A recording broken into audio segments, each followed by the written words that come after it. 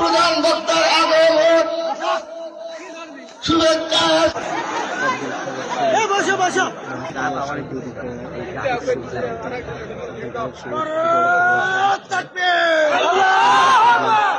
আঘাত করে গাড়ি ভেঙে গাড়িতে গাড়ি নিয়ে হুজুর স্টেজে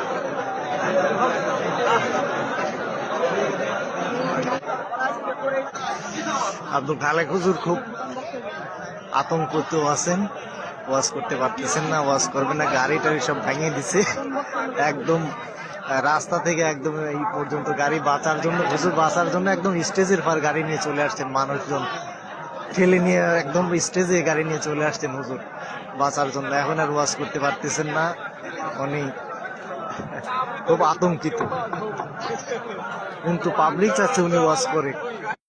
দেখেন ওয়াজ মাহফিলের অবস্থা, সবাই দ্বারা আছে, হুজুরকে গিরি নিচে, হুজুরকে হয়তো যাইতে দিবে না এখান থেকে। আব্দুল খালেক শরীয়তপুরি হুজুর,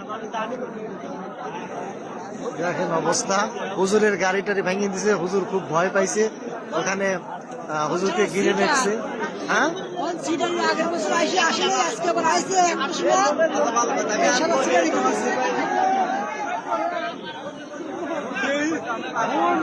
এইরকম দেখেন অবস্থা, হুজুরের গাড়িটা একদম ভেঙে দিছে, হুজুর গাড়ির মধ্যে ছিলেন এবং হুজুরকে একদম গাড়িতে ইট পাটকেল লাঠি দিয়ে বাইরে গাড়ি ভেঙে ফেলানো হয়েছে।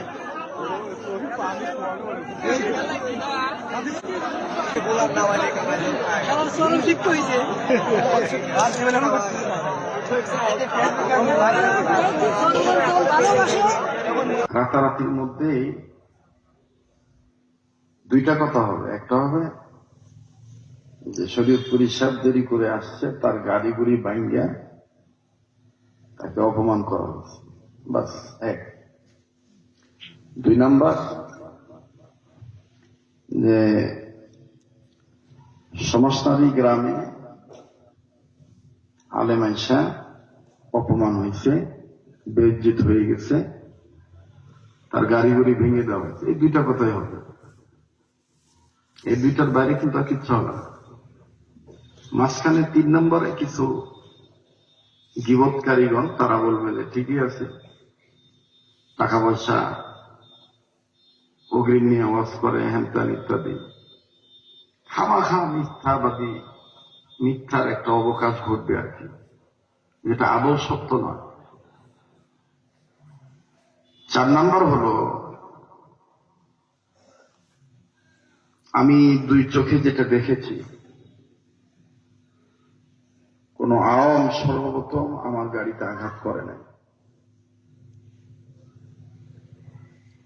আমি সর্বপ্রথম দেখেছি কোন আওয়াম আমার গাড়িতে আঘাত করে নাই। প্রথম আঘাত করছে যারা, তারা আমার মতন জাতি ভাইরা। কোরআন মাথায় নিয়ে বলতে পারবো,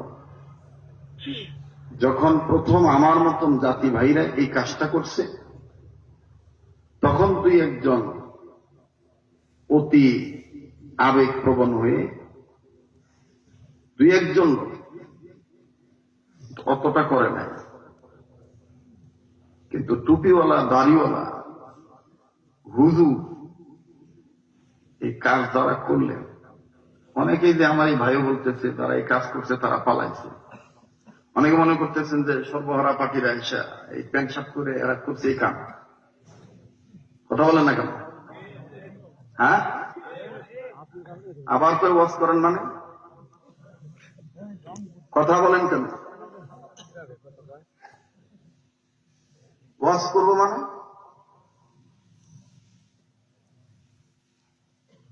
ব্যাক সাউন্ড দিচ্ছেন কেন?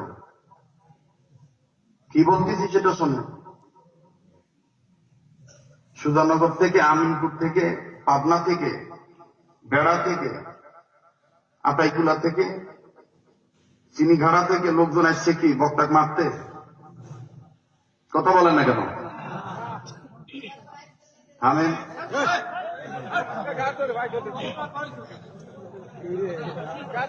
কথা বলতে দেন,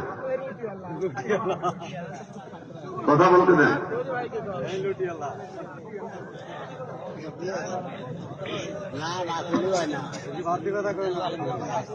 আমি আমার আপনি হয়তো রাগবশত যেই কাজ করছে, কি হয়েছে, কি হইল, এমন কি মহাভারত শুদ্ধ হইল বলেন? যে এইটা করার পরে যে এই বক্তা আর ওয়াজ করতে পারবে না, বা একে কেউ দাওয়াত দিবে না, বা এই সমাজতানি মাদ্রাসা ধ্বংস হয়ে যাবে, এটা হবে? কথা বলে না, এটা হবে?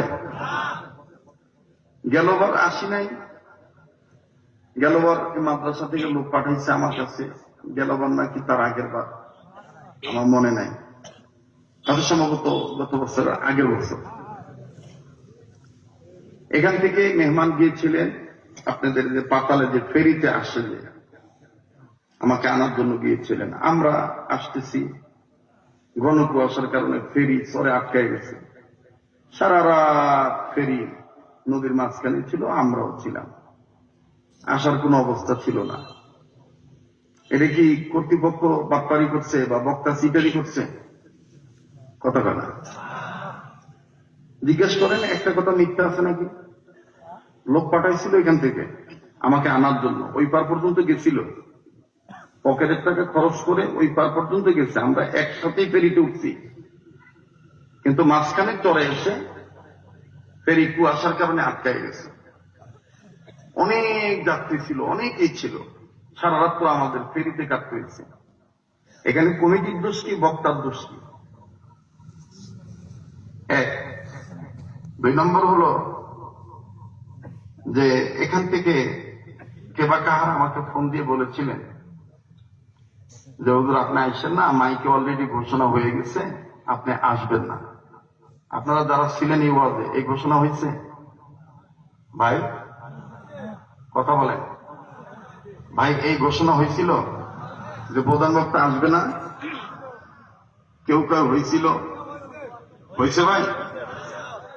আচ্ছা, তাহলে এই যে আসবে না বা আসবে, এই বিষয়গুলো কেন হবে আমাদের মধ্যে? দিনের কাজ দিনই নিজাম মোতাবেক থাকতে হবে। আপনাদের এই অঞ্চলে সাতিয়া থানায় এরকমও মাহফিল আছে, একটা গ্রাম আছে সাতিয়াতে, আপনার সরিষা না কি যেন একটা এলাকা আছে, এই চত্বরটাতে এইদিকে, অর্থাৎ এদিকে যত আগাবেন রাত্র 12টা 1টার পরেও বক্তা মঞ্চে ওঠে, গভীর রাত পর্যন্ত জালসা হয়।